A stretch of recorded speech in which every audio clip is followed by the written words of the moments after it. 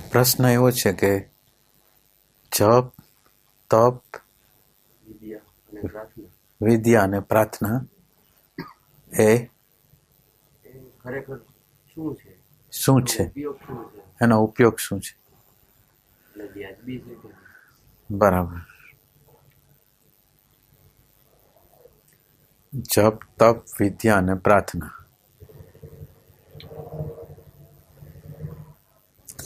જપ, તપ, વિદ્યા અને પ્રાર્થના જુદા જુદા પ્રકારના સાધનો છે ને એ સાધનોનો ઉપયોગ શું છે આપણા જીવનની અંદર? એ સાધનોનો ઉપયોગ કેવી રીતે છે, એવી રીતે પ્રશ્ન. એટલે પહેલા પ્રથમ આપણે આ શરીર છે એ સાધન છે, આ શરીર છે યંત્ર છે, અને આ શરીરના યંત્રને આપણે બરાબર રીતે સમજવું જોઈએ. પહેલા આ શરીરનું યંત્ર છે, અને શરીરના યંત્રની અંદર આ એક સ્થૂલ યંત્ર છે, તે દેખાય છે એવું યંત્ર છે. હાથ, પગ, કાન, નાક બધું દેખાય છે, અને આ દેખાય છે એ કંઈ કરી ન શકે. પણ એની અંદર એક મન, બુદ્ધિ, ચિત્ત, અહંકારની વસ્તુ છે, એ અંતઃકરણ છે, અને એ અંતઃકરણ છે એ આ શરીરનો ઉપયોગ કરે છે. એટલે એક આ સ્થૂલ બોડી છે, અને બીજું આપણી અંદર અંતઃકરણ છે. એટલે એક આ 3 ડાયમેન્શન વાળું જગત છે કે જેને આપણે સ્થૂલ બોડી કહીએ છીએ. એક ચોથું ડાયમેન્શન વાળું જગત છે કે જેને મન, બુદ્ધિ, ચિત્ત, અહંકાર આપણે કહીએ છીએ. અને ચોથું જે અને એના પછીનું જે વસ્તુ છે એ મન, બુદ્ધિ, ચિત્ત, અહંકાર છે એ પર પ્રકાશિત છે, એટલે એને પ્રકાશ કરવા માટે જરૂર પડશે એ ચેતનાની જરૂર પડશે, ચૈતન્યની જરૂર પડશે. એટલે એક ચેતન તત્વ છે, ભાનનું તત્વ છે, જ્ઞાનનું તત્વ છે, એક આ સૂક્ષ્મ બોડી છે અને એક સ્થૂલ બોડી છે. હવે આપણા પ્રશ્નની અંદર આપણે જે જોવાનું છે એ જોવાનું છે કે આ અંતઃકરણ છે એ અંતઃકરણની અંદર શું પ્રોબ્લેમ છે. એટલે જેમ આપણે કોઈ મોટરની અંદર કે સ્કૂટરની અંદર કે કોઈ પ્રોબ્લેમ થઈ જાય તો યંત્રનો જાણકાર હોય તો યંત્રને બરાબર વ્યવસ્થિત કરી શકે. એવી રીતે આ મન, બુદ્ધિ, ચિત્ત, અહંકારનું જે અંતઃકરણનું જે છે ત્યાં પ્રોબ્લેમ છે. એટલે કે પ્રોબ્લેમ શું છે? તો એ કે પહેલો પ્રોબ્લેમ એવો છે કે આ જીવનની શરૂઆત જ એવી રીતે થાય કે જેની અંદર બાળકને એક બોડી મળે, બોડીની અંદર જ્ઞાનેન્દ્રિય મળે, જ્ઞાનેન્દ્રિયની અંદર શબ્દ, સ્પર્શ, રૂપ, રસ, ગંધનો અનુભવ કરે. એની અંદર અમુક વસ્તુ એને ગમે, અમુક વસ્તુ ન ગમે, અમુક એને રમકડા ગમે, અમુક કડવી વસ્તુ ન ગમે, મીઠી વસ્તુ ગમે. એટલે આની અંદર આ જ્ઞાનેન્દ્રિય દ્વારા એક સેન્સેશન પેદા થાય છે, અને સેન્સેશનની અંદર ગમો અણગમો આવે. હવે આ ગમો અણગમો છે એ અહંકાર છે. એટલે આ ગમો અણગમો અહંકાર છે. એટલે હવે આ બાળકનો ઉછેર જ એવી રીતે થાય, બાળકને અંદરથી એવું જ થાય કે મને ગમે એ વસ્તુ મળે ને મને ન ગમે એ વસ્તુ ન મળવી જોઈએ, અથવા મને જોઈ છે એ જ મળવું જોઈએ. એટલે એક અહંકારનું નિર્માણ થયું. એટલે એની અંદર મુદ્દો એવો છે કે મારું સુખ, મારી શાંતિ, મારો આનંદ. એટલે બુદ્ધિ પ્રધાન વ્યક્તિ કહેવાય, કે જેની અંદર પોતા સિવાય કોઈ વિચાર ન આવે. એટલે આ યંત્રનો એક ભાગ છે કે જેની અંદર મારું સુખ, મારો સંતોષ અને મારો આનંદ, એને બુદ્ધિનું તત્વ કહેવાય. અને બુદ્ધિમાં જીવતો માણસ છે એ પોતાના લાભ સિવાય કંઈ પણ વિચાર કરી શકે નહીં. પોતાનો જ લાભ, પોતાનું સુખ, પોતાનો જ આનંદ, એ સિવાય કંઈ વિચાર ન કરી શકે. એટલે આ જે પોતાનો આનંદ, પોતાનો સુખ, પોતાનો સંતોષ જે છે એને, અને એનો સંતોષને પરિપૂર્ણ કરવા માટે એ પ્રયાસ કરે. અને એ પ્રયાસની અંદર જૂઠું બોલવું હોય તો જૂઠું બોલે, કપટ કરવું હોય તો કપટ કરે, લોભ કરવો હોય તો લોભ કરે, લુચ્ચાઈ કરવી તો લુચ્ચાઈ કરે. એક ધંધો કરવો છે અને મારે પૈસા કમાવા છે, તો પૈસા કમાવા માટે મારે ખોટું કરવું પડે તો હું ખોટું કરવા તૈયાર છું, કારણ કે મારા માટે મારું સુખ છે એ મહત્વનું છે. એટલે મારું સુખ છે એ મહત્વનું છે એવું જેને લાગતું હોય એ એક અંતઃકરણનો એક દોષ છે. એટલે એને આપણે કામના કહી છીએ, એને આપણે મળ કહી છીએ. જેમ આપણા પેટની અંદર આપણું પેટ જો ખરાબ થઈ જાય તો એમાંથી બધા રોગ ઉત્પન્ન થાય છે, એને મળ કહે છે આપણે. એવી રીતે આ જીવનની અંદર બધા દુઃખનું કારણ છે, બધા દુઃખની જનની છે આ મળ છે, કામના. મારું સુખ, મારો સંતોષ, મારો આનંદ, અને એને પરિપૂર્ણ કરવા માટે હું ગમે તે કરી શકું, એ થયો મળ દોષ. મળ દોષનો અર્થ એમ છે કે હું મહત્વનો છું, બીજા મહત્વના નથી. એટલે આ દોષને દૂર કરવા માટે હવે આપણે આ દોષને દૂર કરવા છે, ને પ્રશ્ન એવો છે, એક જપ છે, એક પ્રાર્થના છે, એક વિદ્યા છે, અને ચોથું શું કીધું? તપ છે. તો આનો શું ઉપયોગ? તો હવે જપ, તપ, પ્રાર્થના, તો આની અંદર જે ઉપયોગ છે એ શું છે? તો એ કે આની અંદર હું કામના વાળો છું તો થોડુંક મારું જે ક્ષેત્ર છે ને વધારું, અને બીજાનું સુખ, બીજાનો સંતોષ, બીજાનો આનંદ, હૃદયથી જીવવાનું. તો આ હૃદયથી જીવવાનો જે પહેલો પ્રયાસ છે એ નિષ્કામ કર્મ છે. એટલે આ નિષ્કામ કર્મ જો કોઈ કરે તો એ પહેલા આપણું જે અંતઃકરણનો જે પહેલો દોષ છે કે જેની અંદર કામના છે, પોતે મહત્વનો છે, એની જગ્યાએ બીજા વ્યક્તિ મહત્વની છે, બીજી વસ્તુ મહત્વની છે, સેન્સિટિવિટીનો જન્મ થાય, સંવેદનાનો જન્મ થાય. એટલે જે માણસ હૃદયથી જીવવાનું શરૂ કરે એને એટલે આ નિષ્કામ કર્મ કહેવાય. એક આપણા પાડોશી હોય ને, પાડોશીને કંઈક કામ પડ્યું અને આપણે કામની અંદર આપણા સમયનો, આપણા સંજોગનો વિચાર ન કરીને આપણે એના માટે કંઈક કામ કરી દઈએ તો એક નિષ્કામ કર્મ છે.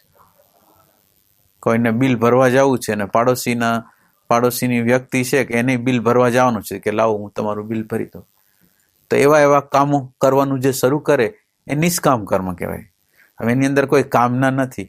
તો આ નિષ્કામ કર્મ દ્વારા આપણા હૃદયની અંદર જે મળ નામનો જે દોષ છે એ દૂર થાય, અને નિષ્કામ કર્મ છે એ આપણી અંદર પ્રગટ થાય, અને સેન્સિટિવિટી, સંવેદનશીલતા એ આપણા જીવનની અંદર પ્રગટ થાય. એટલે આધ્યાત્મનું જે પહેલું ચરણ છે ને એ પોતાના સ્વકેન્દ્રની માંથી બહાર નીકળવું ને એ છે. પોતાનું સેલ્ફ સેન્ટર છે એમાંથી બહાર નીકળે એટલે આધ્યાત્મની યાત્રાની અંદર આપણે પહેલું પગથિયું મૂક્યું કહેવાય, પહેલો પગ મૂક્યો કહેવાય. એટલે આ છે એક વાત. હવે બીજી વાત છે કે અંતઃકરણનો બીજો દોષ છે એ મનની ચંચળતા છે. મન છે એ નિરંતર રીતે ભૂત ભવિષ્ય અને નિરંતર રીતે અસંબંધિત રીતે વિચાર કરે છે. એની કોઈ ચેનલ નથી. આમ થોડી વારમાં એક સેકન્ડમાં કંઈક વિચાર કરતો હોય, બીજી સેકન્ડમાં, એટલે એના અસંબંધિત બધા વિચારોની ધારા છે, વૃત્તિઓ છે. તો આ જે છે એને આપણે મનની ચંચળતા કહેવાય. એટલે મનની ચંચળતા હોય તો એ મનની ચંચળતાનો જે દોષ છે એને દૂર કરવો હોય, મનની આપણે ચંચળતા છે અને આપણે એને દૂર કરવી છે. તો મનની ચંચળતા છે એને દૂર કરવા માટે છે એક કેન્દ્ર નિર્માણ કરવાનું. એક કેન્દ્રની અંદર જપ કરે, શ્વાસોશ્વાસ ઉપર ધ્યાન રાખે, હૃદય ઉપર ધ્યાન રાખે, નાભી ઉપર ધ્યાન રાખે, આજ્ઞાચક્ર ઉપર ધ્યાન રાખે. એટલે વર્તમાનમાં રહેવાનો પ્રયાસ કરે.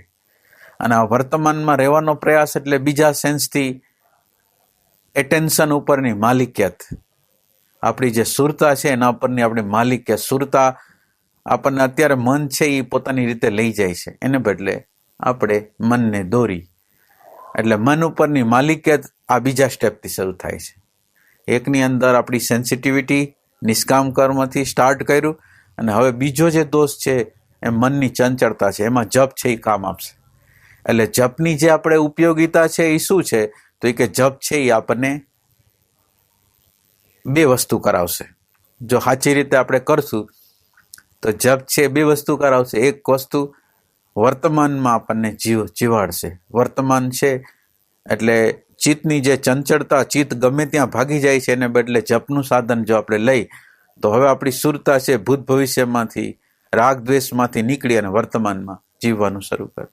એટલે જપનો પહેલો ફાયદો છે એકાગ્રતા, વર્તમાન, સુરતાને હાથમાં લેવી, નિરંતર રીતે વર્તમાનમાં જીવવાનો પ્રયાસ કરવો, એ એક એનો સંદર્ભ છે. હવે જપની અંદર બે થઈ શકે, એક સેન્સિટિવિટી પણ જન્મી શકે અને એકાગ્રતા પણ આવી શકે, ભાવનો વિકાસ થઈ શકે, ભાવનો વિકાસ થઈ શકે. તો કે ભાવનો વિકાસ કરવા માટે જેનો જપ કરી છે, જેનો આપણે જપ કરી છે, રામનો જપ કરી છે, કૃષ્ણ ભગવાનનો જપ કરી છે, શિવજીનો જપ કરી છે, તો શિવજી પ્રત્યેની આપણી પ્રીતિ, જે પ્રકારે આપણી અંદર પ્રીતિ પ્રગટ હોય, તો એક એની અંદર ભાવનું તત્વ પ્રગટ થશે અને બીજું એકાગ્રતાનું તત્વ પ્રગટ થશે. એટલે જપની અંદર બે ફાયદા થશે. જો જે ઈષ્ટદેવ છે એ ઈષ્ટદેવને આપણે પ્રગટ કરવા માંગીએ છીએ, એના પ્રત્યે આપણી અસાધારણ પ્રીતિ છે અને એ પ્રીતિની અંદર આપણે એનો જપ કરીએ છીએ અને એ પ્રીતિની અંદર આપણે એના સ્વરૂપને સાક્ષાત્કાર કરવા માંગીએ છીએ. એટલે એની અંદર ભાવ અને બીજી વસ્તુ છે કે આપણે એકાગ્રતા છે, બે વસ્તુ આ જપની અંદર આવી શકશે. હવે આ જપની અંદર બે વસ્તુ આવશે તો પછી જેમ જેમ આપણે સાચી રીતે જપ કરતા જશું, અને જપના પોતાના પ્રકાર છે, જપ છે એના પોતાના પ્રકાર છે, વૈખરી જપ છે, મધ્યમા જપ છે, પશ્યંતી જપ છે ને પરાજનો જપ છે. એટલે આ જપના 4 પ્રકાર છે અને જપના 4 પ્રકાર છે એ પ્રેમના પ્રકાર છે 4. પહેલા વૈખરીથી બોલાવે છે, પછી પોતાના હૃદયના ભાવથી બોલાવે છે, પછી હૃદયના ભાવની ઊંડાઈથી, જે હૃદયના ભાવથી એટલે સમગ્રતાથી પોકાર કરે છે ને, અને એ પોકાર દ્વારા એની અંદર લય થઈ જવાની પ્રક્રિયા છે. એટલે એક રીતે આ જપ છે એ થાય છે, શરૂ થાય છે સ્થૂલતાથી, વૈખરીથી, રામ રામ રામ રામ રામ, સ્થૂલ. પણ હવે ખાલી રામ છે એ રામ શબ્દ નથી, પણ રામ પાછળ એક પોકાર છે, અંદર એક પોકાર છે, એક આ છે કે રામ હું શબ્દ બોલું છું ને હું રામને એ નિમિત્તે પ્રગટ કરવા માંગુ છું. એટલે રામને પ્રગટ કરવા માંગુ છું એટલે એ રામ છે. પછી આસ્તે આસ્તે આસ્તે આસ્તે એ રામની અંદર એ રામ એ શબ્દ અને મન, આપણું એટેન્શન, આપણું જે શબ્દ અને એટેન્શન બેનો યોગ થઈ જાય, આપણા હૃદયનો અને આ શબ્દનો બેયનો યોગ થઈ જાય.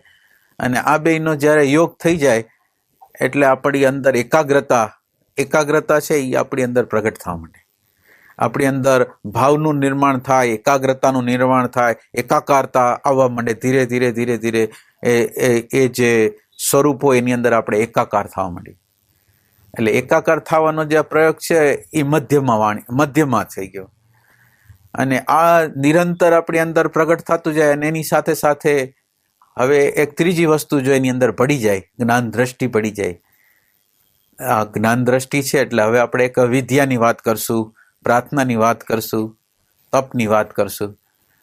એટલે હવે એક દ્રષ્ટિની જરૂર છે. એટલે આપણે વિદ્યા, બે પ્રકારની વિદ્યા છે, એક પરાવિદ્યા અને એક અપરાવિદ્યા. સંસારમાં પૈસા કમાવા, પ્રતિષ્ઠા કમાવી, મોટાઈ મેળવવી, માન મેળવવું, ધંધો કરવો, ચિત્રકામ કરવું, સંગીત કરવું, આ બધી છે એ અપરાવિદ્યા છે. અને આના દ્વારા જે ઉપલબ્ધ આપણને થાય એ જળ વસ્તુ ઉપલબ્ધ થાય, મોટાઈ ઉપલબ્ધ થાય, પૈસો ઉપલબ્ધ થાય, હોદ્દો ઉપલબ્ધ થાય. તો આ બધી જે વિદ્યા છે એ અપરાવિદ્યા છે.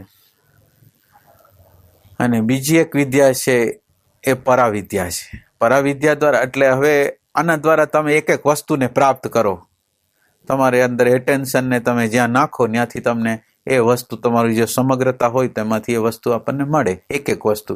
અને એક વસ્તુ મળે ખરી, પણ એના પછી બીજી વસ્તુની કામના તો નિરંતર રહેવાની. એક વસ્તુ પૂરી થાય એટલે બીજી શરૂ, બીજી વસ્તુ પૂરી થાય એટલે ત્રીજી શરૂ, ત્રીજી પૂરી થાય તો ચોથી શરૂ. એટલે એ નિરંતર, એટલે આ અપરા જે વિદ્યા છે એની અંદર નિરંતર કામના રહીએ, એક પૂરી થાય એટલે બીજી શરૂ થાય. હવે આ પરાવિદ્યાની અંદર એવો પ્રશ્ન છે કે એવી કોઈ વસ્તુ છે કે જેને પ્રાપ્ત કરવાથી બધું મળી જાય, જે પ્રાપ્ત કરવાથી બધી વસ્તુની જે પ્રાપ્તિનો જે સુખ હોય એ બધું મને મળી જાય. એ પ્રાપ્ત એવી કોઈ વસ્તુ છે કે એને પ્રાપ્ત કરવાથી આ દુનિયામાં જેટલી જણાતી વસ્તુ એનું બધાનું જ્ઞાન થઈ જાય, જેટલી વસ્તુ જણાય છે એનું જ્ઞાન થઈ જાય એવું છે, એ પરાવિદ્યા છે. એકને જાણવાથી બધું જણાઈ જાય. અને આ જીવનની જે ગતિ છે એ આનંદની છે, સુખની છે. કોઈ પણ પદાર્થ પાછળ જાય, બધા પાછળ જાય તો એની પાછળ આપણને જોઈ છે આનંદ. તો એવી કોઈ વસ્તુ છે કે જેને પ્રાપ્ત કરવાથી આનંદની દોડ છે એ સંપૂર્ણ રીતે પૂરી થઈ જાય, બહાર જવું ન પડે, બહાર દોડવું ન પડે, એવી કોઈ વિદ્યા. એટલે આ વિદ્યા એવી છે કે જે આનંદને શોધી કાઢે અંદરથી, જ્ઞાનને શોધી કાઢે અંદરથી, કે જેથી બધી વસ્તુનો આધાર છે એ જણાઈ જાય. જેમ આપણે સોના હોય, સોનાની અંદર જુદા જુદા પ્રકારના ઘાટ ઘડેલા હોય, પણ સોની લોકોને ખબર હોય કે આ ઘાટનો બધાનો આધાર છે એ સોનું છે. એમાં નામરૂપ છે, આ જગત છે નામરૂપ અને ગુણ છે, ગુણવાળું જગત છે. અને આ નામરૂપ ગુણના જગતની પાછળ કયું એવું સોનું છે, કઈ એવી આલ્કેમી છે, કયો એવો કિમિયો છે, કયું એવું અધિષ્ઠાન છે કે એ અધિષ્ઠાનને જાણી લે એટલે આ બધી વસ્તુનો આધાર છે એ જણાઈ ગયો. તો એ છે આપણી પરાવિદ્યા છે. એટલે આપણે વિદ્યાની વાત કરી છે, એમાં એક જળ પદાર્થ તરફ ગતિ કરવી, સ્થૂલ વસ્તુ તરફ ગતિ કરવી, એ બધી અપરાવિદ્યા. પછી સ્થૂલ વસ્તુની માન્યતાઓ, ધારણાઓ, સિદ્ધાંતો, અહંકાર, એ બધું જળ. અને આ જળ, આની પાછળ જે આપણી દોટ કરવી, એ બધી અપરાવિદ્યા છે. અને ઓલી છે એ પરાવિદ્યા છે. એટલે હવે જપ કરતા કરતા આપણી અંદર પરાવિદ્યા પ્રગટ થાય. પરાવિદ્યા પ્રગટ થાય એટલે શું થાય કે ભાઈ આ બધી વસ્તુ ખરી, આ બધા લોકો છે, બધા લોકોની અંદર શરીર બોડી ધારણ કરે છે, અને બધા બોડીની અંદર જ્ઞાનેન્દ્રિયો છે, અને જ્ઞાનેન્દ્રિયોને અંદર ઝીલે છે મન બુદ્ધિ ચિત્ત અહંકાર. અને મન બુદ્ધિ ચિત્ત અહંકાર ઝીલા પછી મન બુદ્ધિ ચિત્ત અહંકારની અંદર જુદા જુદા પ્રકારની ડેટાઓ જમા થઈ જાય, અને આ ડેટાઓનો પ્રકાશ કરે છે. એ એક છે. આંખ દ્વારા જાય, કાન દ્વારા જાય, ચામડી દ્વારા જાય, પણ એનો અનુભવ વિષય 5 છે, પણ 5નો જે અનુભવ કરે છે એ એક છે. 5 વિષયો જુદી જુદી જ્ઞાનેન્દ્રિય મારફત અંદર જાય છે, પણ એનો અનુભવ કોઈ એક કરે છે. આ જુદા જુદા 5 છે ને અનુભવ કરનાર 5 નથી, એક જ છે. અને એક જે અનુભવ કરે છે એ મન નથી, બુદ્ધિ નથી, ચિત્ત નથી, અહંકાર નથી, પણ એ છે આ જે જ્ઞાન તત્વ છે. એ જ્ઞાન તત્વ છે એ એનો અનુભવ કરે છે. આ જે મન છે, બુદ્ધિ છે, બુદ્ધિનો આખો જન્મ બહારથી થાય, જળ વસ્તુમાંથી થાય, શબ્દમાંથી, સ્પર્શમાંથી, રૂપની તન્માત્રામાંથી, ગંધની તન્માત્રામાંથી એનો જન્મ થાય. એટલે એનો જે જન્મ થાય એ બહારની જળ વસ્તુમાંથી જન્મ થાય. અને જળ વસ્તુનો અર્થ એવો છે કે જે પરપ્રકાશિત છે એ જળ છે. એટલે જળ વસ્તુ છે એ પરપ્રકાશિત છે, એટલે મન બુદ્ધિ ચિત્ત અહંકાર પરપ્રકાશિત છે. એનો અનુભવ જે કરે છે એ જ્ઞાન તત્વ છે, એને સત કહેવાય, એનો પડદો કહેવાય. કે સતના પડદા ઉપર બધી ચિત્તની જે આખી બધી મનોવૃત્તિઓ છે એ બધી મનોવૃત્તિઓની સામે આવે છે. એટલે હવે આ એક વસ્તુ, આ જે તત્વ, જે કોન્શિયસનેસ છે એને તમે જાણી લ્યો એટલે બધું જણાઈ ગયું. જે આધાર છે એને જાણી. હવે આ દ્રષ્ટિ છે. હવે આપણે જપની જે વાત કરી છે એની અંદર જે આપણે મધ્યમાં જપની વાત કરી, હવે પછી આપણે જપ કરી છીએ, અને જેનો જપ કરી છે, એ જપ કરી છે એ જે રામ છે, એ જે કૃષ્ણ છે, એ જે શિવ ભગવાન છે, એ રહે છે ક્યાં, એનું સ્થાન ક્યાં છે? તો તમે કોઈ પણ જગ્યાએ એનું સ્થાન બતાવે કે વ્યાપક છે, તો એ કે વ્યાપક કેમ છે? તો એ કે આમ વ્યાપકનો અર્થ એવો થાય કે વ્યાપક એ વસ્તુ હોઈ શકે કે જે વસ્તુનો દેશથી અંત ના આવે, કાળથી અંત ના આવે, અને વસ્તુથી અંત ના આવે. અને આ દેશ, કાળ અને વસ્તુ બને કેવી રીતે? આ દેશ છે એ કેવી રીતે બને? કાળ કેવી રીતે બને? વસ્તુ કેવી રીતે બને? તો એ કે આ દેશને બનવા માટે સ્પેસ જોઈએ. સ્પેસને આપણે દેશ કહીએ. પછી આપણા આ સ્પેસ છે એ એક જ છે. સ્પેસ અનંત નથી, પણ એ સ્પેસની અંદર આપણે વ્યવહાર માટે કટકા કર્યા. કે અત્યારે આપણે આ રાજકોટ સિટીમાં બેઠા છીએ, તો એને રાજકોટ દેશ નામ આપ્યું. એટલે હવે રાજકોટ સિટી દ્વારા એક સ્પેસ છે, અને એ સ્પેસ દ્વારા આપણે રાજકોટને સમજી છીએ. એટલે રાજકોટ કઈ, બોમ્બે કઈ, સુરત કઈ, એટલે આપણી અંદર એક પિક્ચર આવે દેશનું. હવે આ દેશ છે એ દ્રશ્યમાંથી આવે. પછી કાળ છે, આપણે 100 વર્ષ પહેલા નહોતા અને 20 વર્ષ પછી કે 25 વર્ષ પછી નહીં હોય, તો એ કાળ છે. તો કાળનું નિર્માણ કેવી રીતે થાય? તો એ કે કાળનું નિર્માણ જે છે ને, જે હોવું જોઈએ એમાંથી નિર્માણ થાય. ક્રોનોલોજીકલ કાળ પણ સમયના પરિવર્તન દ્વારા, એટલે દ્રશ્ય દ્વારા ક્રોનોલોજીકલ સમય પણ બને. એ એક દિવસ સૂર્ય ઉગે આથમે એટલે એક દિવસ, 2 દિવસ, ઋતુના પરિવર્તનો, અને એના દ્વારા ક્રોનોલોજીકલ સમય બને. તો એ દ્રશ્ય છે. આ દ્રશ્ય છે, ઓલું દ્રશ્ય છે, અને વસ્તુ છે એ દ્રશ્ય છે. આ 3 વસ્તુ દ્રશ્ય છે. અને આ દ્રશ્યને કોઈ પ્રકાશે છે, દેશને પ્રકાશે છે, કાળને પ્રકાશે છે, અને વસ્તુને પ્રકાશે છે. તો જે દેશને પ્રકાશે એ સર્વદેશ રૂપ હોય, જે કાળને પ્રકાશે એ સર્વકાળ રૂપ હોય, અને જે વસ્તુને પ્રકાશે એ સર્વ વસ્તુ રૂપ હોય. એનો કોઈ અંત કરે એવું કોઈ છે નહીં આ દુનિયામાં. આ માનો કે આ રાજકોટ છે, ત્યાં સુરત નથી, તો અહીંયા અંત આવી ગયો, કારણ કે આ દ્રશ્ય વસ્તુ છે. પણ આ દ્રશ્યનો પ્રકાશ કરે છે એ અદ્રશ્ય છે ને, એ વ્યાપક છે. એ જે દેશથી અંત ન આવતો હોય, કાળથી અંત ન આવતો હોય, વસ્તુથી અંત ન આવતો હોય, એ વ્યાપક વસ્તુ હોય. તો આ છે એ વ્યાપક વસ્તુ છે. આપણું જે આ તત્વ છે એ વ્યાપક વસ્તુ છે. એટલે હવે આપણા જે શિવજી છે એ કોણ છે? એટલે એને સમજવું હોય તો એક આપણે એમ સમજો કે એક મોટો બધો પડદો છે. એ મોટા બધા પડદાની અંદર જુદા જુદા પ્રકારના દેવ દેવીઓનું ચિત્ર છે. જેટલા લાખ દેવ દેવીઓ છે બધા એને ચિત્રેલા છે એની અંદર. હવે ચિત્રેલા છે એની અંદર જેના ઉપર હાથ મૂકો એટલે આમ આકૃતિ રૂપે એ જુદું લાગે. રામ છે એ જુદા, કૃષ્ણ છે એ જુદા, શિવજી છે એ જુદા, પણ આપણે તાણાવાણા રૂપે એ બધા એક છે. એટલે આ રામ દેખાય છે, કૃષ્ણ દેખાય છે, શિવજી દેખાય છે, બીજા દેવદેવો દેખાય, તો કે એનો આધાર કોણ? તો કે એનો આધાર તો તાણાવાણાને તમે હટાવી દો તો ન રામ છે, ન કૃષ્ણ છે, ન કઈ છે. તો એનો અર્થ એમ થયો કે તાણાવાણા છે એ એનો આધાર છે, અને આ તાણાવાણા ઉપર આ બધા ચિત્રો છે. એટલે ચાહે શિવની વાત કરે તો ભલે, કૃષ્ણની વાત કરે તો પણ ભલે, અને રામની વાત કરે તો પણ ભલે, પણ જ્યારે આપણે એને તાણાવાણા રૂપે જોઈ ત્યારે આખા પડદા રૂપે કહેવાય, અને આકૃતિ રૂપે કહેવાય તો લિમિટેશન કહેવાય.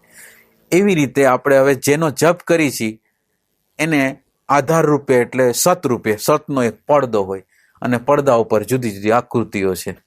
તો એ જે સતનો જે પડદો છે એ સતનો પડદો રામની અંદર રામ કૃષ્ણ જેની અંદર પસાર થાય છે એમાં જે પોતે છે એ સત છે, અને બીજું જે આકૃતિ છે એ લિમિટવાળી છે, પણ એનો અંદરનો આધાર છે એ સતરૂપ છે, એ વ્યાપક છે.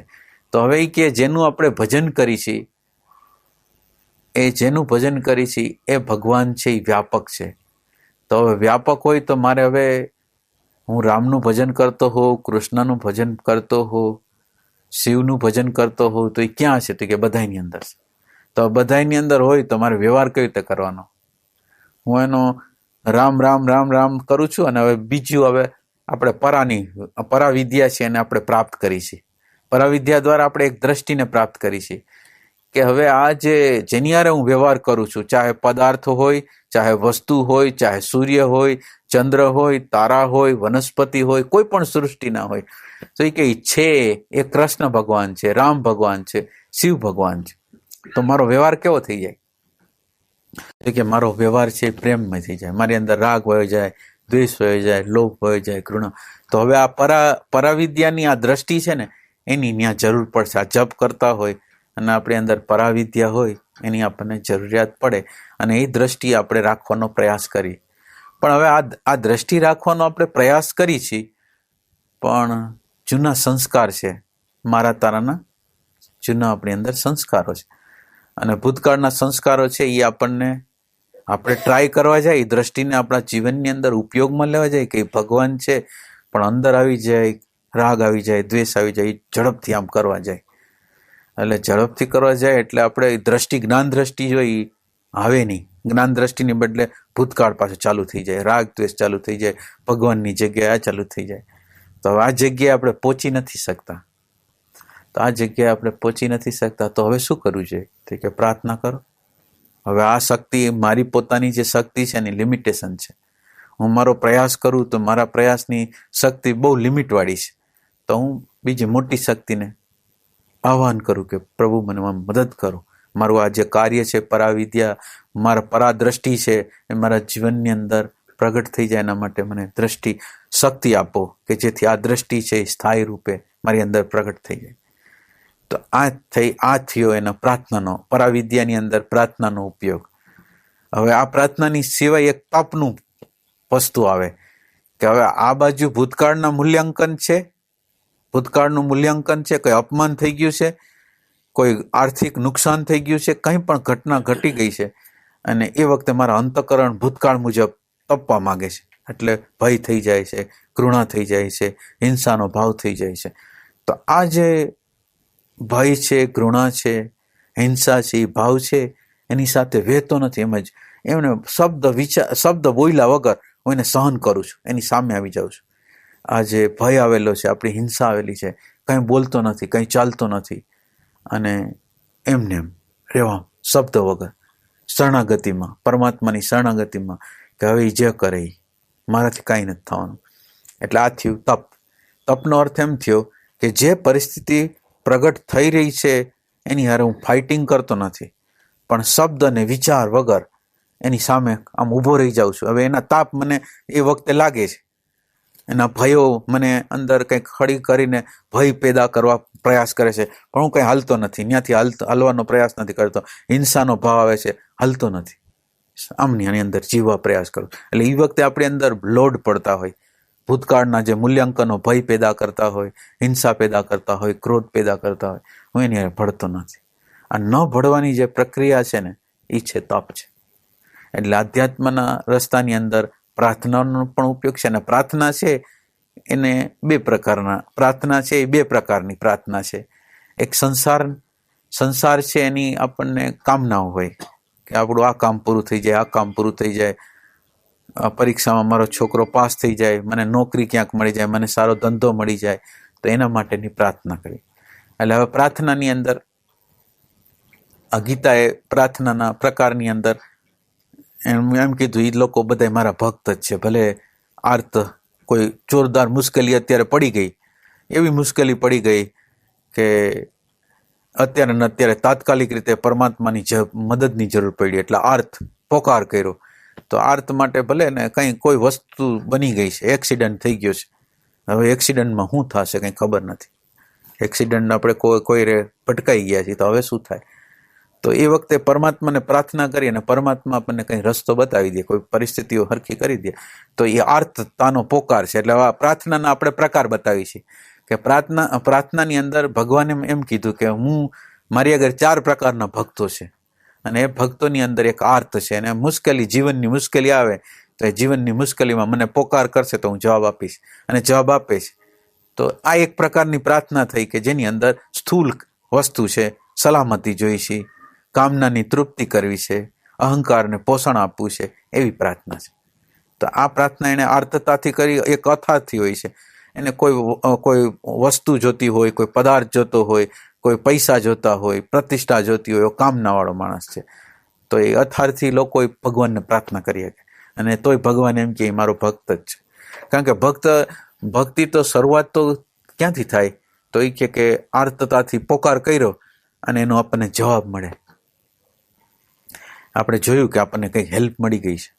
તો આપણી જે ભક્તિ છે, આપણો જે ભાવ છે, કોઈ શક્તિ છે, અદ્રશ્ય શક્તિ છે, એના ઉપર આપણો ભાવ થાય. એટલે આર્ત ને અથાર્થી છે એ બેકગ્રાઉન્ડ છે. આપણી પરાભક્તિ પ્રગટ થાય એ પહેલાંનું બેકગ્રાઉન્ડ છે. એ પહેલાં એને ટેસ્ટ કરે કે આ ભગવાન જેવી વસ્તુ આપણા જીવનની અંદર છે કે નહીં, આ કોઈ અવ્યક્ત શક્તિ છે કે નથી. તો એ આપણા જીવનના રૂટીન જીવનના વ્યવહારમાં આર્થ અને અથાર્થી જે લોકો હોય એના દ્વારા એ પ્રાપ્ત થાય. અને પછી એક ત્રીજો ભક્ત કીધો એ જિજ્ઞાસુ.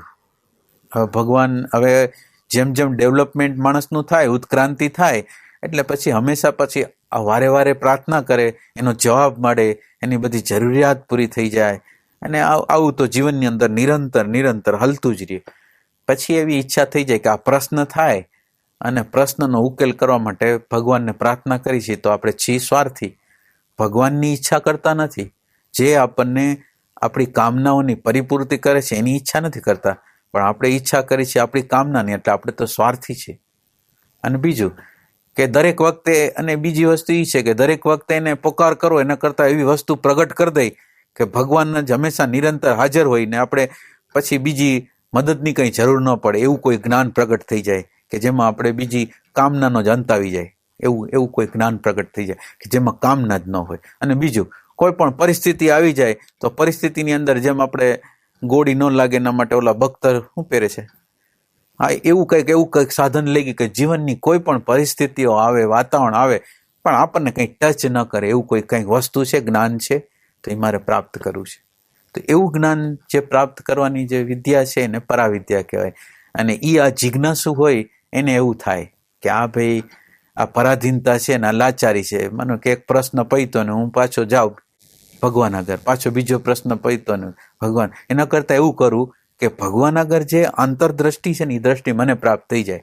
એટલે ભગવાન જે રીતે જીવે છે, જે દ્રષ્ટિથી બ્રહ્મા વિષ્ણુ મહેશ, આ બ્રહ્મા વિષ્ણુ મહેશ એક પદ છે, અને એ પદ એવું પદ છે કે એની અંદર એ લોકો કામ કરે છે પણ એને કંઈ ટચ થતું નથી.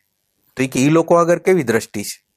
તો એ કે એ લોકોએ બ્રહ્માએ, વિષ્ણુએ, મહેશે બધાએ એના આધારની પેલા શોધ કરી, અને આધારની પ્રાપ્તિ કર્યા પછી આ કર્મ કરે છે, એટલે એને કંઈ ટચ થતું નથી.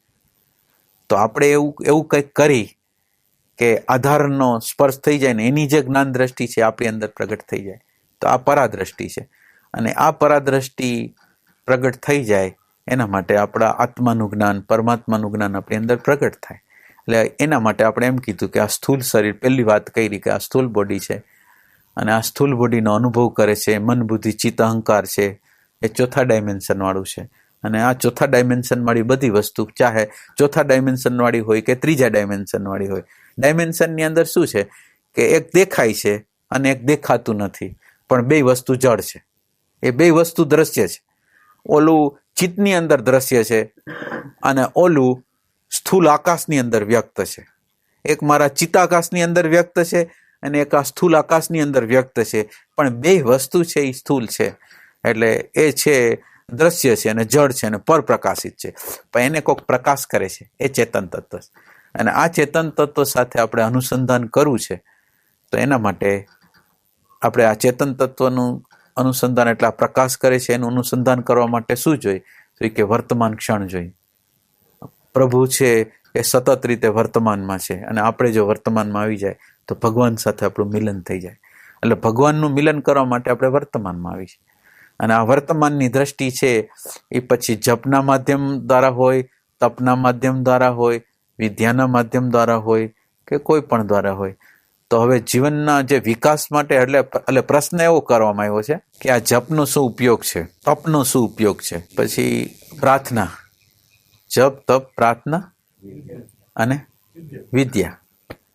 એટલે આ વિદ્યાનો ઉપયોગ છે, અને એમાં દ્રષ્ટિ હોય ને, વિદ્યા હોય ને એટલે બધાનો સાચો ઉપયોગ છે, ને વિદ્યા ન હોય ને તો બધી વસ્તુ, જેમ કોઈ પણ વસ્તુ હોય જેને સોનું હોય ને લોઢું કેમ થઈ જાય, એમ આનો ટચ ન થાય ને, આ જે જ્ઞાન દ્રષ્ટિનો ટચ ન થાય ને, તો કોઈ પણ કર્મકાંડ, કોઈ પણ ક્રિયાકાંડ છે ને એ અહંકારનો ભાગ થઈ જાય, જડતાનો ભાગ થઈ જાય. એટલે કાંઈ પણ ક્રિયા કરવામાં જો આપણી આગળ લક્ષ્ય ન હોય, જપ કરી, તપ કરી, કાંઈ પણ કરી, પણ એની પાછળ આપણે અહંકારનું વિસર્જન કરવાનું લક્ષ્ય ન હોય, તો બધી વસ્તુ અહંકારનો ભાગ બને છે. એટલે જરૂરી છે આ બધી વસ્તુ છે એ આપણને ઉપયોગી થઈ શકે જો જ્ઞાન દ્રષ્ટિ હોય તો. અને બીજું, જો જ્ઞાન દ્રષ્ટિ ન હોય તો જપ, તપ, વિદ્યા અને પ્રાર્થના બધો અહંકારનો ભાગ થાય, અને અહંકારને પોષવા માટે બધી પ્રવૃત્તિ કરી શકે. એટલે હવે આપણે આનો ઉપયોગ કેવી રીતે કરી છે એના ઉપર એનો આધાર છે કે આપણે આ આપણી કામનાની પરિપૂર્તિ કરવા માટે કરી છીએ, કે જીવન જે જીવવાની જે કલા છે એના માટે, મરણનો ભયને દૂર કરવાની માટેની કલા માટે કરી છીએ, કોના માટે આપણે કરી છીએ. એટલે એ દ્રષ્ટિ નહીં હોય તો બધી વસ્તુ છે એ બધી વસ્તુ અહંકારનો ભાગ બનશે. એટલે આ રીતે જપનું મૂલ્ય છે. જપ દ્વારા આપણે વૈખરી, મધ્યમાં, પશ્યંતીની ગતિ થાય ત્યાં સુધીમાં આપણી દ્રષ્ટિની વ્યાપકતા બહુ થઈ ગઈ હોય અને આપણને બધે ભગવાન દેખાતા હોય અને આપણે જ્યારે કોઈ આપણા સંબંધમાં આવતું હોય ત્યારે આપણે એ સંબંધમાં લુચ્ચાઈ, કપટ, ઘૃણાને બદલે એ ભગવાન છે એવો ભાવ કરતા હોય. તો ધીરે ધીરે પશ્યંતીમાં જાય. પશ્યંતીની અંદર આખી સુરતા હોય ને, એ સુરતા ઉપર આપણો કંટ્રોલ આવી ગયો હોય. એટલે સુરતા છે એ આપણી રીતે જ હાલતી હોય, સુરતા છે ઓની રીતે ન હાલે. નિરંતર જપ છે એ આપણે એને શું કહેવાય, અજપ્પા જપ કહેવાય. અજપ્પા જપની જે સ્થિતિ થઈ જાય ને એ પશ્યંતી છે. અને આ પશ્યંતી છે એ પરાની અંદર ડૂબી જાય. એટલે હવે આ જપ છે એ જપ જેનો કરાય છે એનું જે મૂળ ઉદ્ગમ સ્થાન છે, જ્યાંથી શબ્દ સ્ફુરે છે, જેને શક્તિ મળે છે, આ બધું પ્રગટ થાય છે, એવી જે જગ્યા છે ન્યાય ડૂબી જાય, એની હારે મળી જાય. એટલે મળી જાય એને કહેવાય પરા. એટલે હવે એ જે શક્તિ હતી કે જે શક્તિ દ્વારા પશ્યંતી, મધ્યમાં અને પરા, આ વ્યક્ત જગત, દ્રશ્ય જગત, સૂક્ષ્મ જગત જેના દ્વારા પ્રગટ થયું હતું, કારણ જગત જેમાં પ્રગટ થયું હતું, એનો જે આધાર હતો એમાં આપણી સુરતાને જાગૃતિપૂર્વક ડૂબાડી અને એ પરમાત્માને એટલે એ થયું આપણી પરાની ગતિ આપણી થઈ. અને એ રીતે આપણે આ જપને આવી રીતે કરી તો આવી રીતે પણ આપણે એની અંદર પ્રવેશ કરી શકીએ. એટલે સાધન છે, આપણે દરેક સાધનને આપણે જોયું છે કે જપ કરનારા કેટલાય લોકો છે કે જપ કરે છે પણ એ જપનું પરિણામ આખી જિંદગી આવતું નથી. અને ઉલટું સાધનનો ભાર પડે. કોઈ વ્યક્તિ 3 વાગે ઉઠતી હોય, 4 વાગે ઉઠતી હોય, 5 વાગે ઉઠતી હોય, 6 વાગે ઉઠતી હોય, ને પછી 5, 10, 15, 25 માળા કરતા હોય, મજૂરી જેવી માળા કરતા હોય અને એના પરિણામ કાંઈ ના હોય. એટલે અહીંયા એક વસ્તુ છે કે પ્રેમ નામનું તત્વ આપણી અંદર જો દાખલ થઈ જાય, આપણી અંદર સાચું લક્ષ્ય, સાચી દ્રષ્ટિ જો આપણને પ્રાપ્ત થઈ જાય તો આ બધા સાધનો સાર્થક છે. અને જો આ દ્રષ્ટિ આપણી અંદર ન હોય તો બધા સાધન નિર્થક થઈ જાય. કંઈ પરિણામ જે છે, જે પ્રકારનું લાવવું જોઈએ એ લાવી ન શકે.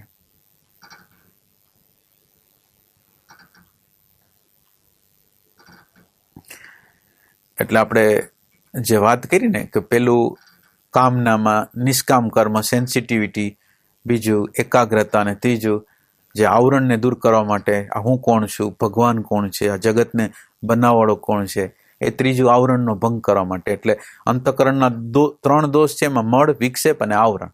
એ આવરણનો જે દોષ છે એના માટે આ જે વિદ્યા છે એમાં પરાવિદ્યાની જરૂરિયાત પડે. અને આ પરાવિદ્યા જો આપણી અંદર દાખલ થઈ જાય તો આપણા જીવનનો જે પરમાત્માએ જે આ સૃષ્ટિ જેના માટે, જે કાર્ય માટે બનાવી છે, ઇવોલ્યુશનનું અંતિમ પગથિયું જે છે નિર્વાણ, એને આપણે પામી શકીએ.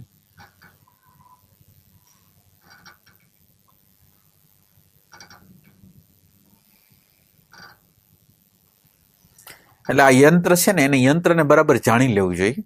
એટલે આ યંત્રની અંદર આપણે કયા પ્રકારના સાધન કરવાથી શું પ્રોબ્લેમ, કે ક્યાં શું કરવાથી શું જાય, એ સાધનને આપણે જાણ્યું હોય ને, અને એમાં અંતઃકરણ છે એ સાધન છે, અને એની અંદર જ 3 દોષ છે. આ સ્થૂલ શરીરને અનુભૂતિ કરે છે એ અંતઃકરણ જ કરે છે. એટલે અંતઃકરણના પ્રોબ્લેમોને જેટલા અંશમાં દૂર કરી શકી એટલા અંશમાં આપણને બધા પ્રોબ્લેમો સોલ્વ થઈ જાય.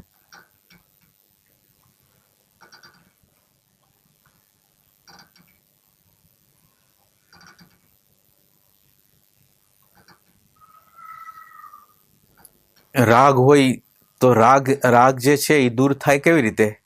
રાગ કરવાથી દૂર થાય. રાગ દૂર કેવી રીતે થાય? તો કે રાગ કરી અને રાગના પરિણામને જોઈ. એટલે પરમાત્મા શું થાય, એવી વસ્તુ રાખી છે કે જે વસ્તુ ખોટી હોય ને ત્યાં આપણને તાપ લાગે. એટલે કોઈ જગ્યાએ આપણે રાગ રાખ્યો, કોઈ પાડોશી હારે, કોઈ મિત્ર હારે રાગ કર્યો, અને રાગ કર્યો એટલે રાગના સ્ટેપ હોય. રાગ હોય એ ધીરે ધીરે સ્ટેપ ભરતા હોય. તો કે રાગની અંદર પેલું તો રાગનો પેલું હોય એમાં અપેક્ષા જન્મે. પેલા કાંઈ ન હોય, પેલા લેવા દેવાનો વ્યવહાર, થોડી મદદ, એકબીજાને મદદ કરવાનો વ્યવહાર, એવો બધો વ્યવહાર થાય. અને જેવો વ્યવહાર શરૂ થાય એટલે અપેક્ષા શરૂ થઈ જાય. એટલે રાગની શરૂઆતની ભૂમિકામાં આદાન પ્રદાન થાય, કંઈક લેવા દેવાનું, કંઈક એનું આપણું કામ કરીએ, એ આપણું કામ કરે, એ રીતે એમાંથી જેવું કામ શરૂ કર્યું એટલે અપેક્ષા થઈ ગઈ કે આ હવે આપણને કામ આપશે. એટલે રાગની જે શરૂઆત છે એ આવી રીતે થશે, કંઈક લેવા દેવાનો વ્યવહાર કરશે, ચાહે પાડોશીને, ચાહે મિત્રને, ચાહે ઓફિસમાં, ગમે લેવા દેવાનો વ્યવહાર, હેલ્પ કરે, ઓલો હેલ્પ કરે, અને એ રીતે એનો વ્યવહાર થાય. ને એ જેવો વ્યવહાર શરૂ કરે એટલે અંદર ખબર ન પડે એવી રીતે અપેક્ષા થઈ. અને અપેક્ષા શરૂ થયા પછી જો એની નજીકતામાં આપણે જવા માંડી તો માલિકિયત શરૂ થાય. હવે અપેક્ષા તો એક હતી જ, એની ઉપર એનો સઘન રાગની સઘન અવસ્થા જેમ જેમ આવવા માંડી એમ હવે ઓલી વ્યક્તિ જો આમ ન કરે તો આપણને પ્રોબ્લેમ. આપણો મિત્ર હોય બીજા ફરવા વહી જાય, આપણા પાડોશી છે આપણને લેવા દેવાનો વ્યવહાર હોય ને આપણને કોઈ બનાવી હોય ને બીજાને આપી જાય ને આપણને ન આપી જાય એટલે આપણને પ્રોબ્લેમ શરૂ થઈ જાય. માલિકિયત કે એને મને જ દેવું છે.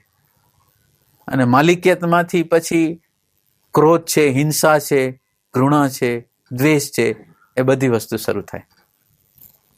એટલે રાગ એટલે આ યંત્ર છે, આ ઇમોશનલ સેન્ટર છે, અને ઇમોશનલ સેન્ટરમાંથી આ રાગ પેદા થાય છે. એટલે હવે આપણે યંત્રને જોઈ છીએ કે આ યંત્ર છે એ ઇમોશનલ સેન્ટર છે. અને ઇમોશનલ સેન્ટર કોઈ પણ એટલે પોતે ખાલી છે, પોતાની અંદર ખાલીપો છે, એટલે વ્યક્તિ દ્વારા, પરિસ્થિતિ દ્વારા, વાતાવરણ દ્વારા, ધર્મ દ્વારા, કંઈ પણ દ્વારા એને પૂરવાનો પ્રયાસ કરે. એટલે પોતાનો ખાલીપાને દૂર કરવા માટે રાગ હોય છે. એટલે રાગના ફેક્ટર હોય એને જેમ જેમ રાગની અંદર પસાર થાય અને રાગની અંદર એકની અંદર રાગ કર્યો પછી એણે આપણી સંબંધ તોડી નાખ્યો. હવે સંબંધ આપણે ઓછો રાખી તો આપણને દુઃખ ન થાય, પણ કોક આપણે સંબંધ રાખ્યો હોય ને કોક આપણી યારે સંબંધ તોડી નાખે એની રીતથી તો આપણને અસાધારણ પ્રકારનું દુઃખ થાય. એટલે એ દુઃખને આપણે જોવાનું છે. રાગ કર્યો પછી દુઃખ થયું, આ અપેક્ષાઓ જન્મી, માલિકિયત જન્મી, અને પછી છેલ્લે અસાધારણ રીતે ઘા થઈને હૃદયની અંદર હંમેશને માટે ઊભો રહી ગયો, કારણ મને આવું કર્યું. તો આ રાગનો જે પ્રકાર છે એનો આપણે અનુભવ કરી કે એમાં કેવા કેવા પ્રકારના, અને એ એક વ્યક્તિમાંથી બીજી વ્યક્તિમાંથી ત્રીજીમાં ચોથીમાં કર્યો, બધી જગ્યાએ પરિણામ સરખા આવે છે. અને એની અંદર બીજું શું છે, આપણો ખાલીપો હોય છે. અને રાગ કરવાની કંઈ જરૂર નથી, કોઈ વ્યક્તિને, વસ્તુને, પરિસ્થિતિને ચોંટવાની જરૂર નથી. પણ આપણે ચોંટી છીએ તો એનો અર્થ એવો થયો કે આપણે હાવ ખાલી માણસ છીએ. એટલે આ ખાલીપાનો સાક્ષાત્કાર થાય, રાગ દ્વારા પરાધીનતાનો સાક્ષાત્કાર થાય, એના દ્વારા અમુક પ્રકારનો એવો જોરદાર આઘાત લાગે છે એનો અનુભવ થાય, તો રાગને આપણે છોડી શકીએ. એટલે આ ઇમોશનલ સેન્ટરનું ફંક્શન છે, અને આમાં આપણે આ રીતે કામ કરી શકીએ. હવે બીજી વસ્તુ એવી છે કે કેટલાક લોકોની અંદર અહંકાર જોરદાર હોય. તો કુદરત છે ને અહંકાર અમુક સમય લગીને તો પોસવા દઈએ, પણ પછી ઘા કરે અહંકાર ઉપર. અહંકાર હોય એના ઉપર ઘા કરે. એટલે પરમાત્માને તોડવા માટે રસ્તો એના જીવનની અંદર ગમે એવો મોટો માણસ હોય ને પણ એને તોડી નાખે, પરિસ્થિતિ દ્વારા તોડી નાખે. અને આપણે અહંકારને કાપવો હોય તો અહંકાર આપણને કેટલા પ્રકારની હેરાનગતિઓ કરે છે, નિરંતર પ્રકારે ભયમાં રાખે છે. એનો જો આપણે સાક્ષાત્કાર કરી, આ યંત્ર છે, આપણે અહંકાર ઉપર નજર કરી છે કે અહંકાર છે એ આપણને કેટલા પ્રકારના ભયમાં નાખે છે. અને ભયમાં નાખે છે એટલું નહીં, એવા પ્રકારના ખરાબ કર્મો કરાવી દે. અહંકાર છે એ બધા એ બધી વસ્તુને આપણે જોઈ શકીએ, અનુભવી શકીએ, એની લઘુતા, એની ગુરુતાના ઉતાર ચઢાવમાંથી આપણે અનુભવી શકીએ. અને એ પાછો અહંકારનો જે જન્મ છે એ બહારના મેટરમાંથી થાય. કોઈ વસ્તુ મારે એક નવી ગાડી લઉં તો એ મારા અહંકારને વધારે. કોઈ વસ્તુ, કોઈ પદાર્થ મારા અંદર ઉમેરવામાં આવે એટલે મારો અહંકાર વધતો જાય. એટલે અહંકારનો જન્મ છે એ બહારની વસ્તુમાંથી થાય. એટલે હંમેશા લાચાર હોય, એને હંમેશા બહારની વસ્તુ એટલે નિરંતર ટેન્શનમાં હોય. આવું જો એનું અવલોકન થાય તો એ અહંકારને કાઢી શકે. હવે આ જે આપણું ઇન્ટેલેક્ચ્યુઅલ સેન્ટર છે એમાં આગ્રહ રહે છે, સિદ્ધાંતોના આગ્રહ એટલે માન્યતાઓ, ધારણાઓ ચોટીને બેઠા. અને માન્યતાઓ અને ધારણાઓને એટલે આપણે જ્યાં ફસાયેલા હોય યંત્રમાં ક્યાં ફસાયેલા છીએ ને એ બતાવવા આપણે એવું માગીએ છીએ કે આ ઇમોશનલ સેન્ટરની અંદર ફસાયેલા હોય તો આ આપણે રાગ હોય તો ઇમોશનલ સેન્ટર, આપણે માન્યતાની અંદર ફસાયેલા હોય તો ઇન્ટેલેક્ચ્યુઅલ સેન્ટર, તો તો આપણે એ યંત્રમાં કેવી રીતે કામગીરી કરવી કે જેમાંથી આપણે બહાર નીકળી જઈ શકાય, એ પ્રકારની દ્રષ્ટિ આપણને પ્રાપ્ત થાય. એટલે માન્યતાઓ સિદ્ધાંતોને આપણે પકડેલા હોય તો એના દ્વારા કેટલા બધા સંઘર્ષો થાય અને આપણે પ્રેમ વિહોણા થઈ જાય. આપણી અંદર પ્રેમ નામનું તત્વ રહે જ નહીં. તો આ પ્રેમ વિહોણા અને કોમ્યુનિકેશનનો સંપૂર્ણ અભાવ. જ્યારે આપણે માન્યતાને વળગેલા હોય ત્યારે કોમ્યુનિકેશન ના કરી શકીએ અને પરમાત્માના એક નાના પાર્ટનો સ્વીકાર કરીને મોટા બધા પાર્ટોનો અસ્વીકાર કરવાનો વારો આવે. એટલે આ ન કરવું હોય તો આનું ઓબ્ઝર્વેશન આપણે કરવું જોઈએ. દરેક વસ્તુની અંદર આપણે જે કરવાનું છે એ ઓબ્ઝર્વેશન કરશું અને ઓબ્ઝર્વેશન જો આપણે બરાબર વ્યવસ્થિત કરશું તો પછી આપણે એમાંથી એનો તાપ લાગશે તો એમાંથી આપણે બહાર નીકળી જવા માટે પ્રયાસ કરશું. એટલે આખા શરીરના યંત્ર, મનનું યંત્ર, બુદ્ધિનું યંત્ર, અહંકારનું યંત્ર બધાને જાણવા જેવા કેવી રીતે બનેલા છે અને એનું કેવી રીતે વિસર્જન થાય એ બધું જાણીને તો આપણે આસાનીથી દૂર કરી શકીએ. આપણે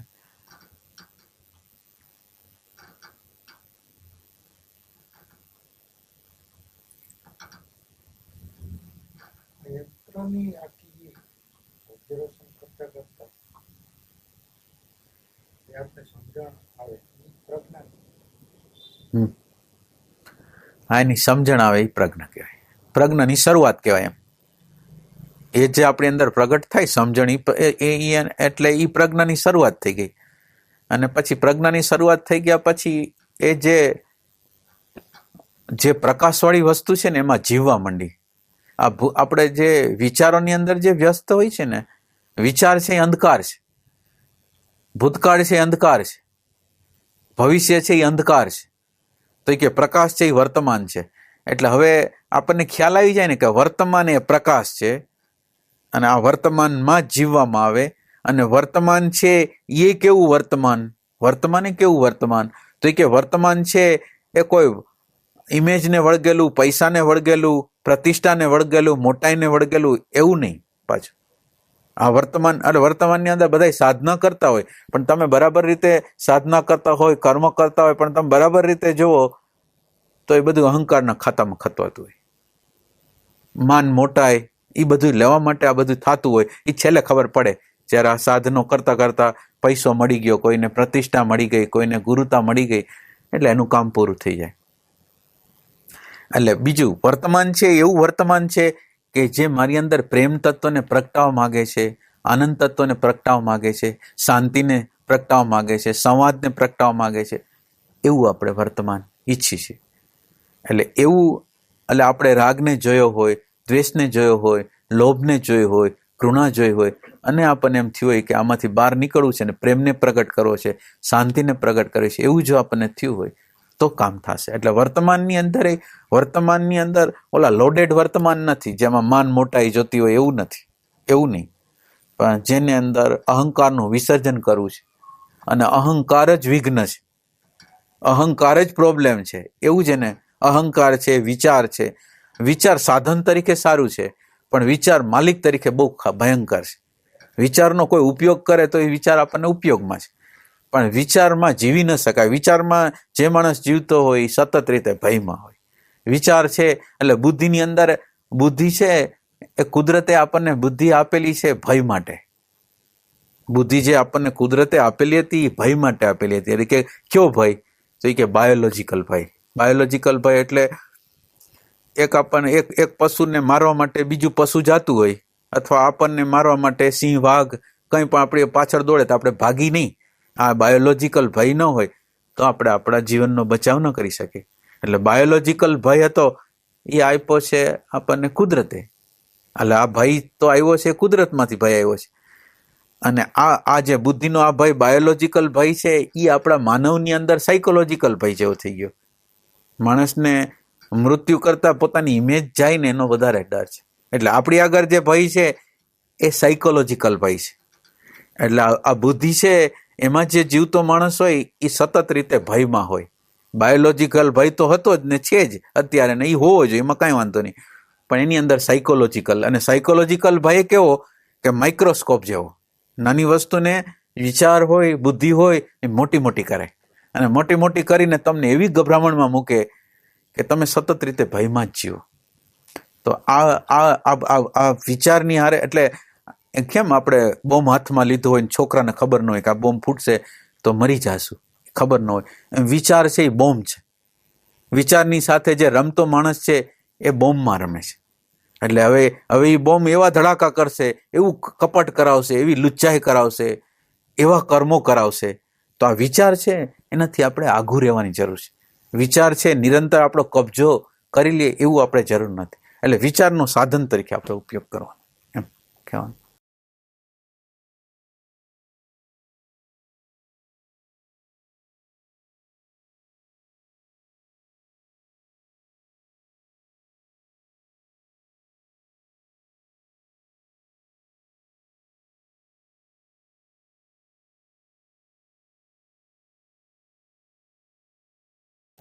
કે કોઈ પણ કરીએ દિવસ દરમિયાન કઈ એક્ટિવિટી, આપણને ખબર કેમ પડે કે હું જે કરું છું એ રાઈટ જ છે? ઘણી વાર રોંગ એ હોઈ શકે. આજના કઈ પણ કરીએ એ સાચી જ કરીએ, એના કઈ સિમ્ટમ્સ? એટલે સિમ્ટમ એ છે કે સાચી સાધના કરતા હોય તો આપણને આપણી ભૂલ દેખાતી રહે. આપણને એમ ન લાગે કે આપણે બરાબર છે, એવું ન લાગે. સાચી સાધનાનો અર્થ જ એવો કે હું બરાબર નથી, નિરંતર લાગે. જ્યારે જ્યારે તમને દેખાય ત્યાં તમને ઘણું દેખાય. જો તમે સાચી સાધના કરતા હો તો ક્રોધ આવ્યો હોય દેખાય, લોભ આવ્યો હોય દેખાય, ઘૃણા આવ્યો હોય, મોટાઈ આવી ગઈ એ ખબર પડે. કંઈ પણ વ્યવહાર આપણે કરી દીધો અને વ્યવહારની અંદર કંઈક આવી ગયું એટલે આપણને ખ્યાલ આવી જાય કે આ પ્રકાશ છે આપણી આગળ. રાઈટ સાધનાનો અર્થ શું થાય? વર્તમાન છે અને વર્તમાનની અંદર પ્રકાશ છે અને પ્રકાશ બતાવે કે રોંગ છે, આ રોંગ છે, આ રોંગ છે. એટલે પ્રકાશ હોય એટલે બધી વસ્તુને રોંગ કરતું જાય, રાઈટ ન કરે. રાઈટ કરે, રાઈટ કંઈ પણ વસ્તુ કરે એટલે તમારે સમજવું કે આ રાઈટ કર્યું ને એ વસ્તુ છે એ અહંકારની વસ્તુ છે. રોંગ કરે એ સાધના સાચી. રાઈટ કરે એટલે એનો એમ થાય કે હું અહીંયા બરાબર છું એમ તમને જ્યારે લાગે ને ત્યારે સમજી લેવું તમે રોંગ છો. અને જ્યારે નિરંતર રીતે જો રોંગ લાગતું હોય તો તમારી સાધના સાચી છે.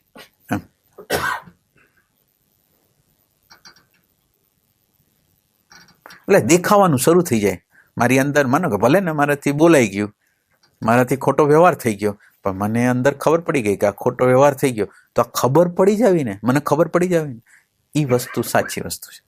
કાંઈ પણ ખોટું થઈ જાય એટલે મને ખબર પડતું હોય અત્યારે કંઈક હું કરું છું અને મારા દ્વારા કંઈક ખોટો શબ્દ પણ વપરાઈ ગયો. ભલે હું કંઈક બોલતો નથી, કોઈને કહેતોય નથી કે મેં ખોટું કર્યું, પણ અંદરથી મને સમજ પડે છે કે મેં ખોટો શબ્દ વાપર્યો, અહીંયા આમ ન કરાય, આમ ન કરાય, આમ ન કરાય. એ નિરંતર આપણી અંદર પ્રકાશ હોય અને પ્રકાશ નિરંતર બતાવે. આપણે વ્યવહાર નિરંતર કરતા રહેતા હોય અને નિરંતરની અંદર તમે પ્રકાશને જેટલો સેવો હોય, પ્રકાશને જેટલું મહત્વ આપ્યું હોય એટલા અંશમાં પ્રકાશ તમને કીધા જ રાખે કે આ બરાબર નથી, આ બરાબર નથી, આ બરાબર.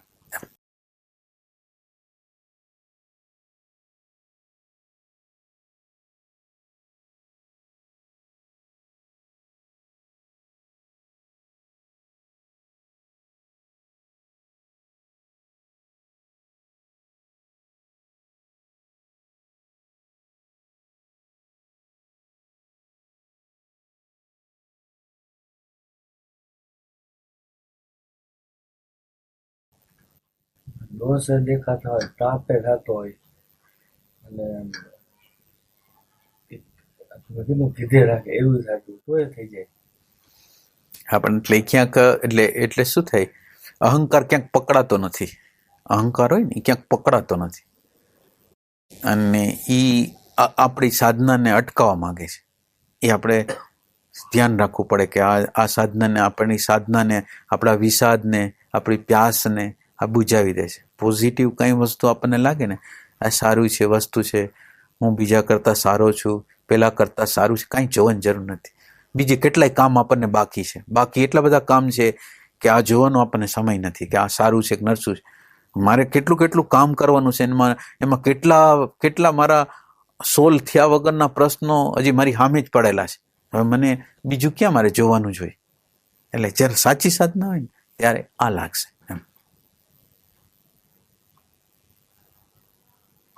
તમને સમય જ નહીં મળે. તમે રાઈટ છો એ કહેવા માટેનો સમય, અને તમે રાઈટ કહો એટલે તમારી અંદર એટલું બધું અંધારું હોય કે ન પૂછો વાત, એટલું અંધારું હોય. નકર રાઈટ કહી જ ન શકીએ આપણે એમ.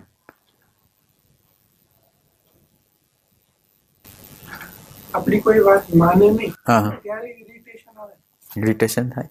તો એ ટાઈમમાં ઇરિટેશન આવ્યું. હા હા હમ એમાં કોઈ ના.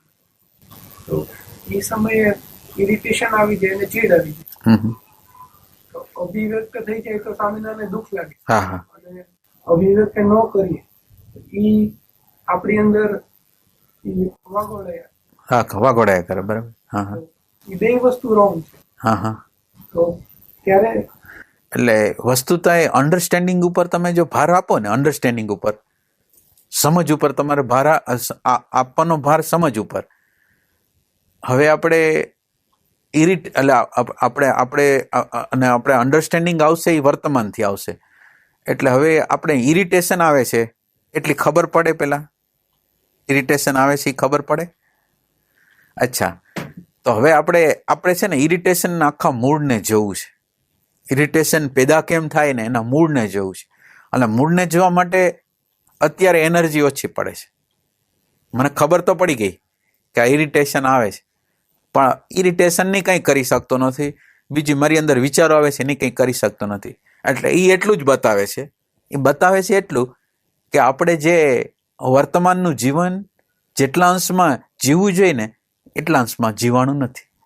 એટલે આ જગ્યાએ મારે આ પ્રશ્નની આગળ મારે પહોંચવું છે ને, તો એની પહેલાંની પૂર્વ ભૂમિકામાં હું થોડુંક વર્તમાનમાં જીવવા માટેનો અભ્યાસ શરૂ કરું. એટલે જેટલો તમારી અંદર આંતર પ્રકાશ વધશે ને, કંઈ કરવાની અન્ડરસ્ટેન્ડિંગ ઉપર જ કંઈ પરિવર્તન કરવાની કંઈ જરૂર નથી. ખાલી જે થાય છે એને જોવાની ખાલી આપણને ક્ષમતા મળે ને, તો આપોઆપ બધું પલટાઈ જાય એમ છે. એટલે પલટાવવા માટે શું કરવાનું? તમારું વર્તમાન છે વધારી દો. એક વર્તમાન વધારી દો.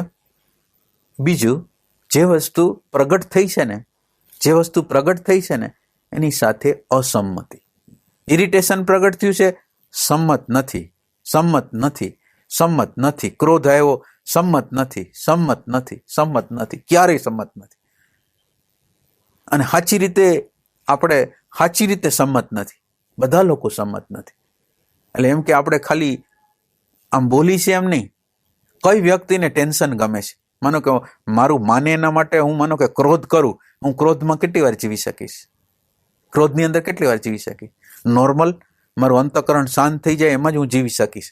આપણને ખબર નથી એટલી, પણ આપણે કાંઈ પણ કર્મ અહંકાર દ્વારા જ્યારે કરીશું ને, એ અમુક સમય સુધી એનું ટેન્શન આપણે એટલે અહંકાર છે એ સહન કરી શકે, પાછું નોર્મલ થવા માંગે છે.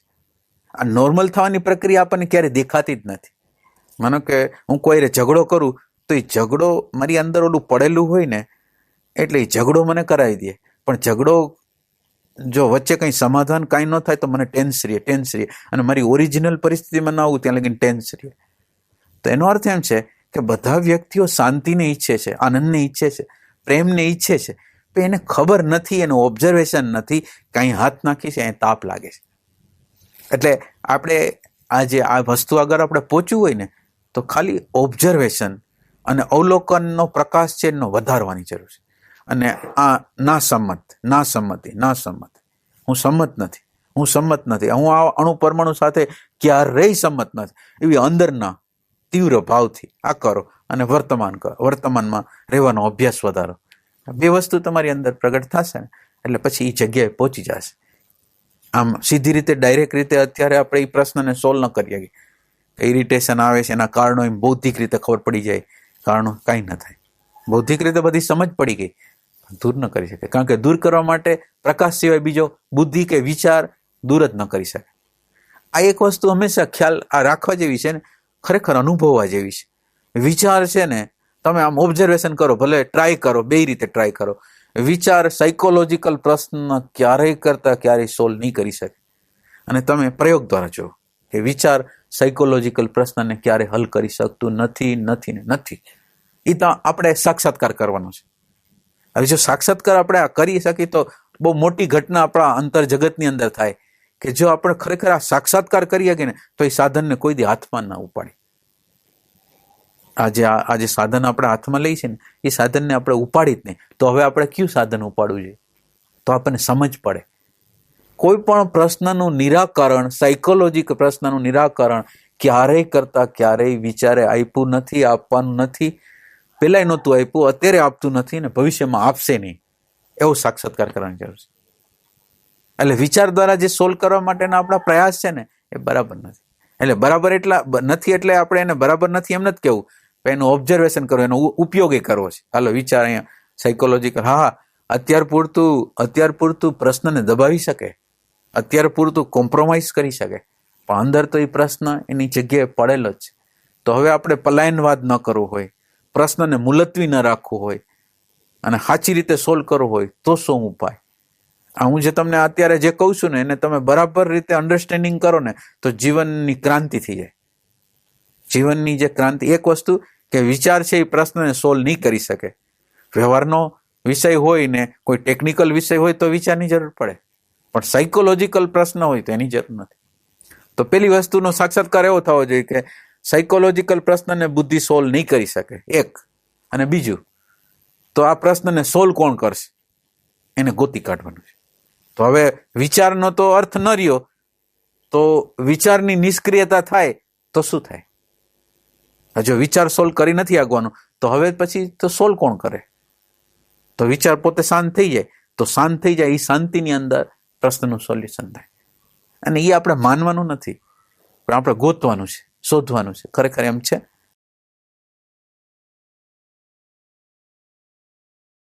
ખાલી બે જ સાક્ષાત્કાર જોઈ છે આપણે ખરેખર જીવનની અંદર. બીજું આ દુનિયામાં તમને કઈ આવડે ન આવડે કાંઈ નહીં, આ જ સાક્ષાત્કાર. વિચાર છે એ પ્રશ્નનું જીવન જીવવાની કળા, એટલે મરવાના ભયમાંથી મુક્ત થવાની કળા ન આપી શકે વિચાર. અને વિચાર કોઈ દી કરતા કોઈ પ્રશ્નને સોલ્વ કરી જ ન શકે.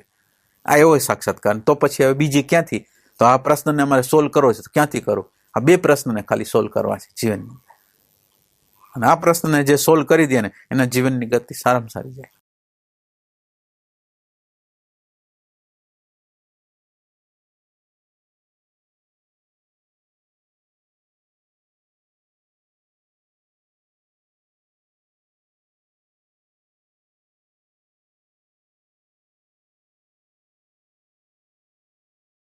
આપણને એ ખ્યાલ નથી કે અંતઃકરણ શું ઈચ્છે છે, આપણું મન શું ઈચ્છે છે. મન છે એ પોતે દરેક ક્રિયાઓ કરે છે અને ઓબ્ઝર્વેશન નથી, એટલે એ શું ઈચ્છે છે એની ક્લેરિટી નથી થતી. અને ક્લેરિટી નથી થતી એટલે દિશા ખોટી દિશામાં, અહંકારને પોષવાની દિશામાં, સલામતીની દિશામાં નિરંતર ગતિ કરે. પણ ખરેખર કાંઈ કરવાનું, આમ કંઈ કરવાની કોઈ વસ્તુ નથી. ખાલી હું જે કરું ને, માનો કે હાલો ને મારે મારું હલાવવું છે, મારું ઘરમાં હલાવવું છે, મારા મિત્ર આગળ હલાવવું, તો હું હલાવવા માટે પ્રયત્ન કરું અને પ્રયત્નને હું જોયા રાખું. ક્રોધને મારે કરવો છે, ભલે કરીને હું જોઈ લઉં કે એમાં શું છે. ક્રોધમાં જીવી શકું આખી 24 કલાક? કે 24 કલાકની થોડીક વાર જીવવું હોય તો વહમવું પડે. તો આ વહમવું પડે છે એમાં કાં આપણે જીવવા માંગી? જે વસ્તુમાં આપણે જીવવા માટે અજંપો થઈ જાય છે, અંતઃકરણ નારાજ થઈ જાય છે, એવું જીવન કેમ જીવી છે? એ પ્રશ્ન આપણે આપણી જાતને કરવાનો છે કે ભાઈ મારા અહંકારનું હલાવવા માટે આટલો હું પ્રયાસ કરું ને મારા અંતઃકરણને બગાડી નાખું, મારા અંદરની શાંતિને બગાડી નાખું, અંદરના પ્રેમને બગાડી નાખું. ખાલી આ જોવાનું છે એમ.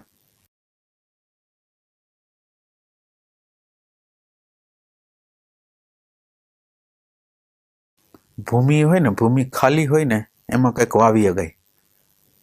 ખાલી ભૂમિ હોય તો એમાં ઉગે કંઈક, ભરેલી ભૂમિમાં ના ઉગે. એમ કોઈ પણ વસ્તુ છે ને એ શૂન્યતામાંથી પ્રગટ થાય. શૂન્યતામાં જેટલી અંદર શૂન્યતા હોય ને એટલા અંશમાં એ વસ્તુ આપણી અંદર નવી વસ્તુનું સ્ફુરણ થઈ શકે. તો આ જે શૂન્યતા છે એ આપણા માટે જીવનની અંદર મહત્વની વસ્તુ.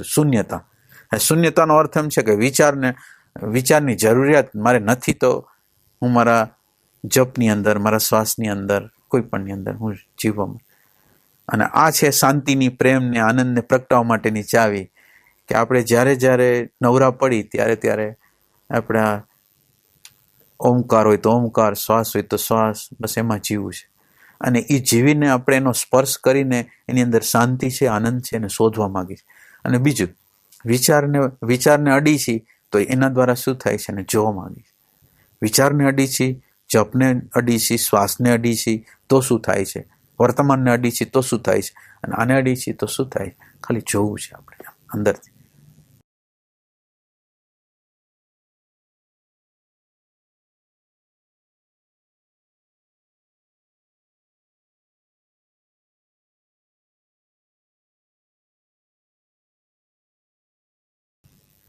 પ્રશ્નને દૂર કરવાનો પ્રયાસ નહીં કરવાનો. પ્રશ્ન છે એનું ખાલી ઓબ્ઝર્વેશન કરી એટલે એ જવાબ થઈ જાય.